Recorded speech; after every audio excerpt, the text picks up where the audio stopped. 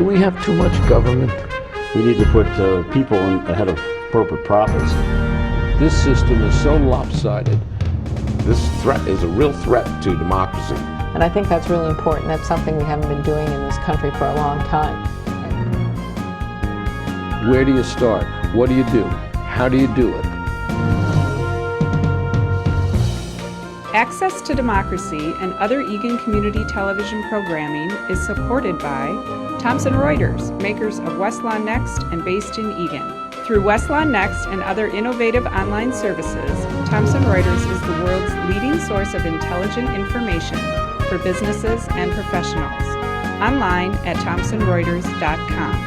And by U.S. Federal Credit Union, the member-owned financial institution offering service, value, and experience you can trust to the greater Twin Cities community.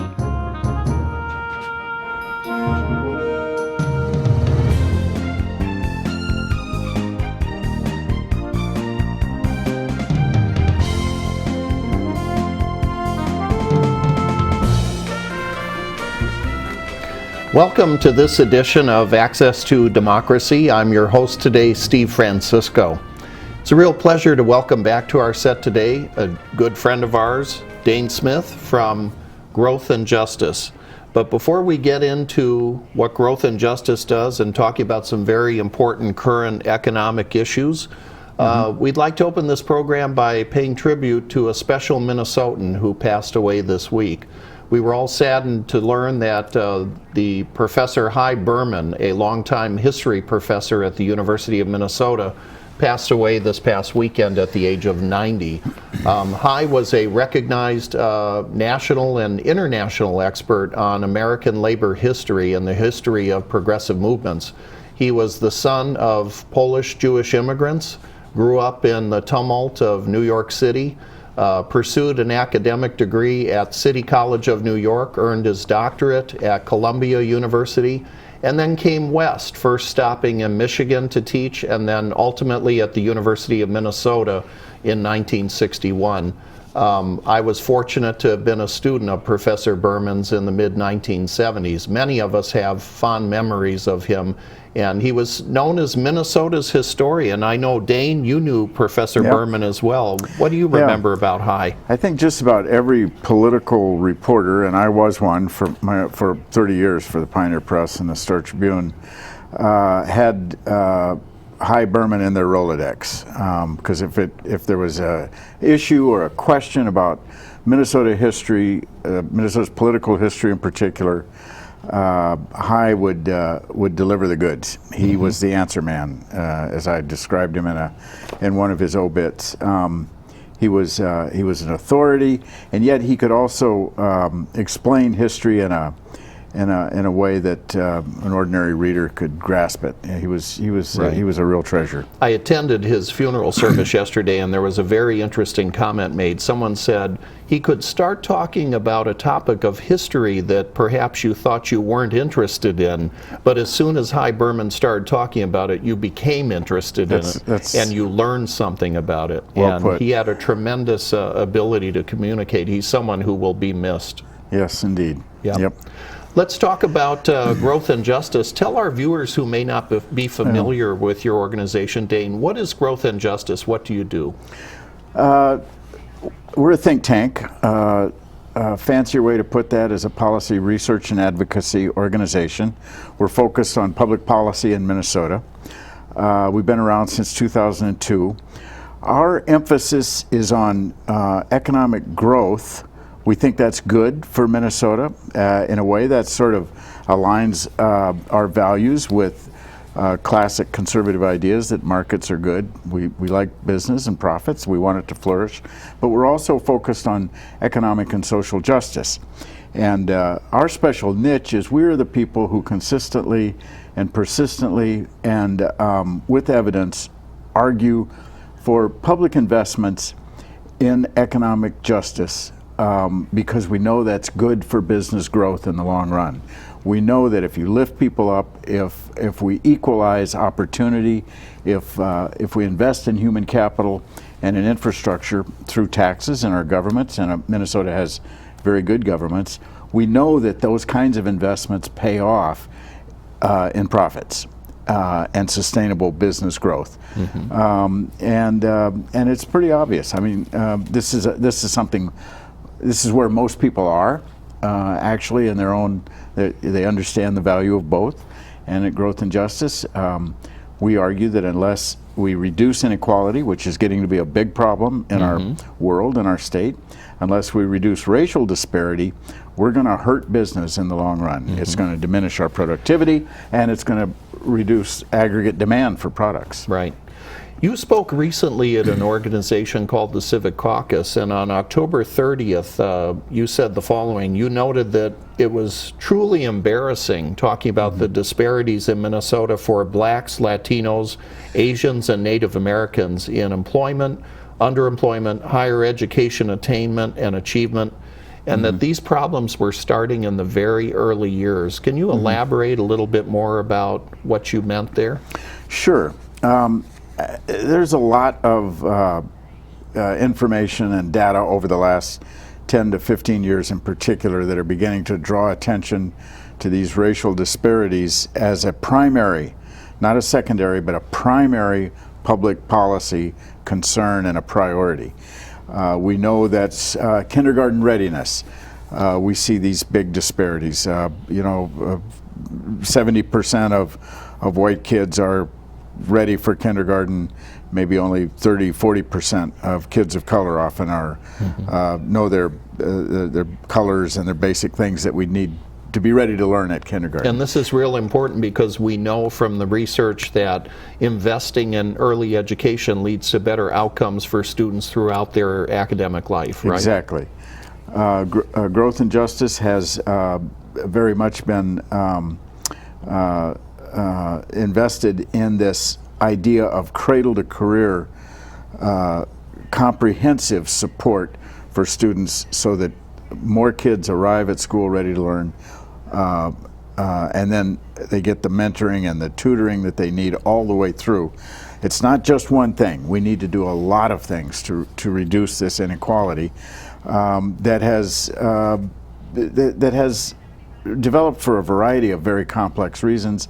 We need to deploy a lot of complex policy and comprehensive solutions to it. So Growth and Justice has focused actually on education and higher education attainment and workforce readiness, probably more than any other set of issues. We've done a lot of work on healthcare and transportation and other issues, tax policy too, but we think that we really should put most of our eggs in this education and workforce readiness basket, because that is what really provides the growth that we're interested in. And when people listen to something like this and they think, well, why should I be concerned about that? That I may be comfortable living here in Eagan, and why should I be concerned about racial disparities in Minnesota's economy?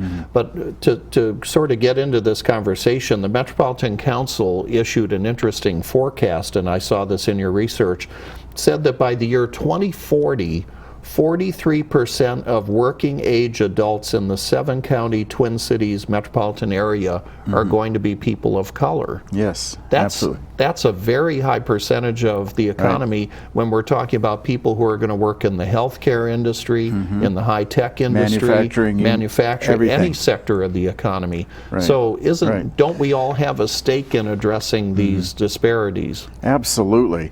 And the thing is, the business community, business leadership, which tends to be pretty conservative, not interested in a lot of expanding public expense for education and so forth, they're actually beginning to lead the charge on this equity argument. They are facing a labor shortage right now of skilled workers. Front page articles in the Star Tribune in the last week about this crushing labor shortage. They simply can't find the people with the right skills and technological know-how to do the jobs that the current economy is demanding. How are we going to do it 20, 30 years from now if these disparities continue? So it sort of sounds like what we're saying here is that it's unacceptable and not sustainable for Minnesota to ignore this problem. It's irresponsible. Of equity. Absolutely. Yeah, that we're not going to have a good economic future. Right. But you know, there's some really disturbing research that you've uncovered here too. And it startles us in a way that we're not used to seeing Minnesota in this light. Mm-hmm. What I'm talking about, one statistic, just one I thought was very telling in the research, was that Minnesota had the highest gap in unemployment between white workers and workers, people of color, of any metropolitan area. The Twin Cities did, of any metro area except for Detroit and St. Louis. Right. That's not where Minnesotans usually like to see ourselves. No, is it? It really compromises this pride that most Minnesotans have about this being a place of equal opportunity and a place with progressive sensibilities on including everyone in our success. Mm-hmm. You know, Minnesota has this long tradition of actually accepting and integrating immigrants. This is very much an immigrant state. Scandinavians and Germans, of course, but Eastern Europeans. And now the immigrants are from Latin America, right, from East Africa, immigrants other places. are drawn to Minnesota because of the opportunity, and actually because of welcoming social institutions like Catholic Charities and the Lutheran Social Services. The better quality of life here is a great draw. We are drawing talent from all over the world. But we've simply got to do a better job of embracing our immigrants and our new population, our increasingly diverse population, and really providing them with the skills that our high-tech, high-performance economy demands. It seems that when you look around our country, too, that the most vibrant communities, economically speaking, and well, socially as well, are those communities that have diverse populations. If you're talking Absolutely. about the San Francisco Bay Area, Los Angeles, Seattle, Tacoma, certainly New York, Chicago, places like that draw people from a lot of different backgrounds with a lot of different talents and skills, but it's a matter of harnessing those skills so that they can be productive, contributing citizens. Exactly. Some of the most dynamic regional economies are the most diverse. Some of the economic backwaters, frankly, are some of the all-white states like West Virginia and Maine. They're not on the cutting edge of today's economy. It's this diversity, this fact that Minnesota is beginning to look like the rest of the world, will serve us. Many of our immigrants are multilingual. Many of them have surprisingly high levels of education already in higher ed. African immigrants, did you know this? Actually, in the United States, have higher ed attainment levels that are equal to the population at large. A lot of people assume that immigrants are uneducated. That's simply not true. Many of our immigrant communities have a high level of education. They just need that extra support to be integrated into our economy and to be hired and promoted and trained. So what are some of the things? I know Growth and Justice has been doing tremendous research on this issue, actually for several years now, and you've produced a number of reports. What are some of the things that you have learned and that have resulted in recommendations that you would like to make for our policymakers and for the public to consider as we address this issue? We've recently distilled the things that very specific policy tools that we can adopt and invest more in Minnesota for workforce equity, that increase the higher ed attainment levels, increase the percentage of young adults with skills and credentials so that they can fit into the new economy. We actually have sort of categorized them into 8 kinds of tools, and I'll just tick them off here. One is a new way of workforce training called career pathways. It's a specialized term, but actually what it does is it makes higher education it provides more support in bridging that gap between high school and readiness for the economy with a credential. You know, in the old days, it was a come and get it basis. You offer a college course, people signed up for whatever college course they were interested in, and they hoped that there was a job for that credential. Right. We know that it's a lot more complicated now, and it requires extra help and tutelage and training and special support to provide the soft skills. It's called soft skills that are necessary to succeed in today's workplace. This is a little more expensive. It requires a little more extra support, social support. So we know that these career pathway models need to be invested in. Another thing is remediation reform. There are too many kids who are not ready for college for a variety of reasons, who burn up a lot of money and credits or time just getting ready for college. And they don't get any credit for the courses they're taking. There's a new idea called co-requisite courses, where you get some credit for remedial courses. So it counts toward the high school degree, but also it counts in some way toward a post-secondary degree. It actually counts towards your post-secondary degree. It's some innovative stuff there. Apprenticeships are important. You know, Germany and some other European countries have been way ahead of us in the way that employers will pay people while they are training them. Will actually employ people in jobs as they are training them. And so we think that apprenticeships are an important tool. We need to evaluate, we need to probably go toward more performance funding, in that we reward the MNSCU or the higher ed institutions that are doing the best job of training and placing people into jobs, and perhaps basing funding on how well they do that. That provides incentives for both higher ed and employers to work closely together and have a better success rate. Early college credits is another thing that we could do. Minnesota is a leader in this, where you can start taking college courses, get college credit in high school.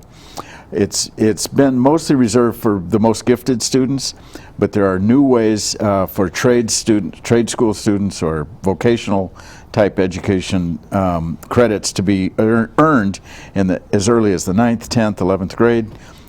For kids who are not necessarily going to go on to a four-year academic institution. And the goal of this, again, Dane, is to keep kids focused on post-secondary education. Right. High school is no longer the goal. Yeah. We always talk about the K-12 system. It's got to be K-14, or actually birth to 14 is a better way to think about what education means these days and what's necessary. Just a couple of more things. We do have now finally a statewide goal in Minnesota. Growth and Justice was a primary mover behind this policy.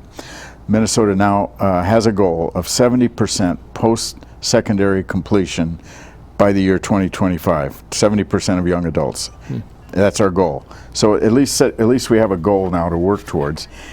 We need to reduce the cost of education. It is too high.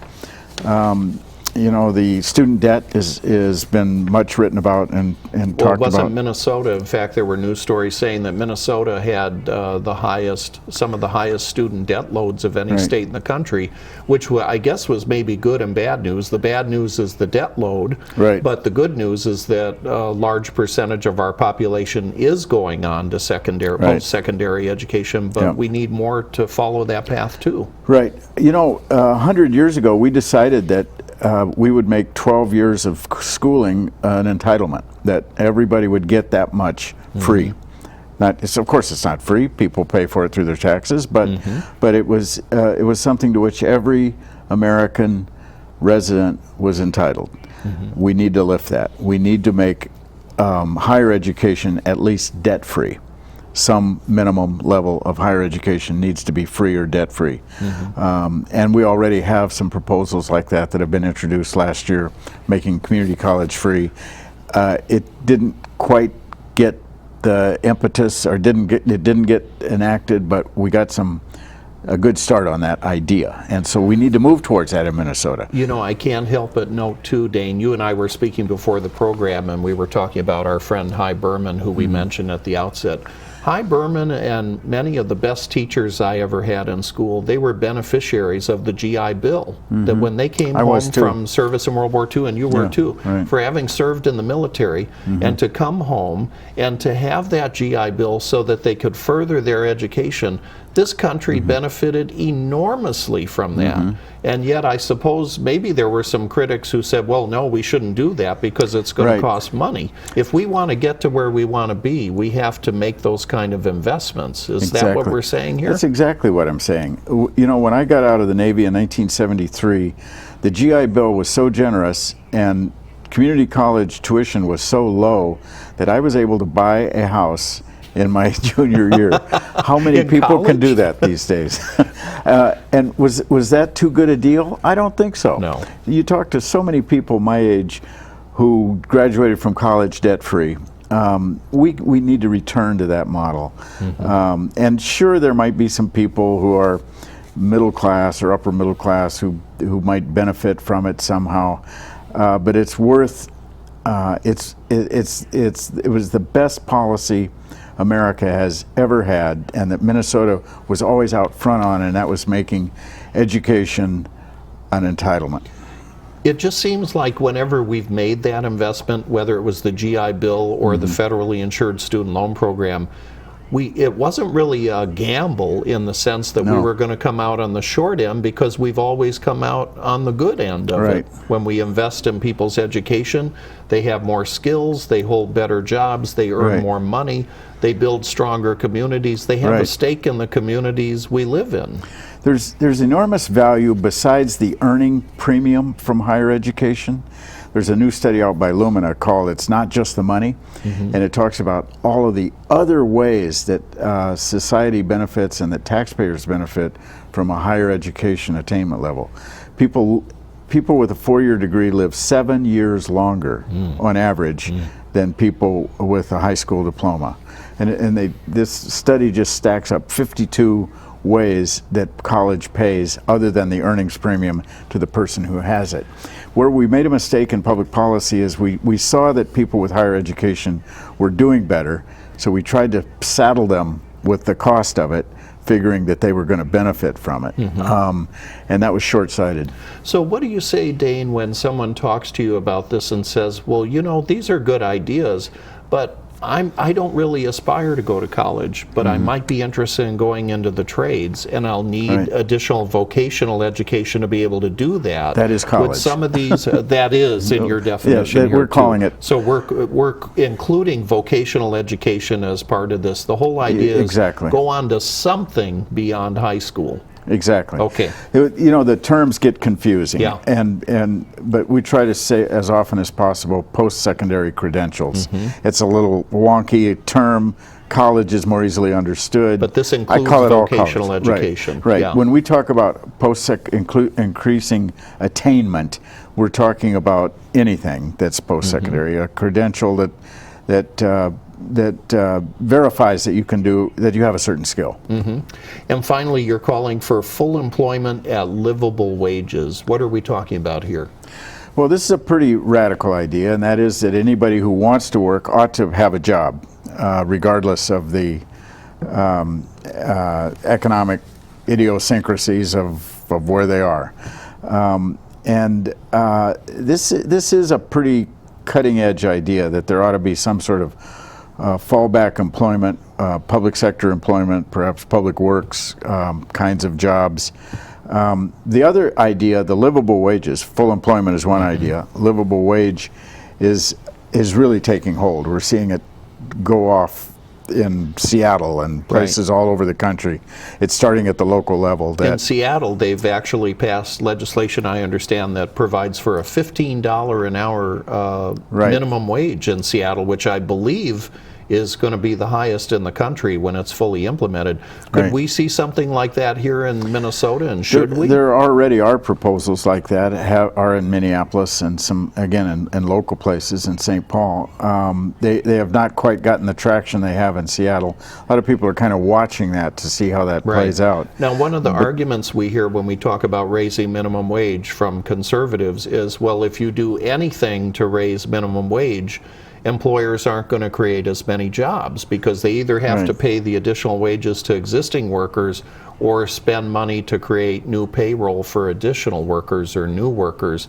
How do you respond to those concerns? Well, if you carry that argument to its logical absurdity, you would have no minimum wage ever for any reason whatsoever.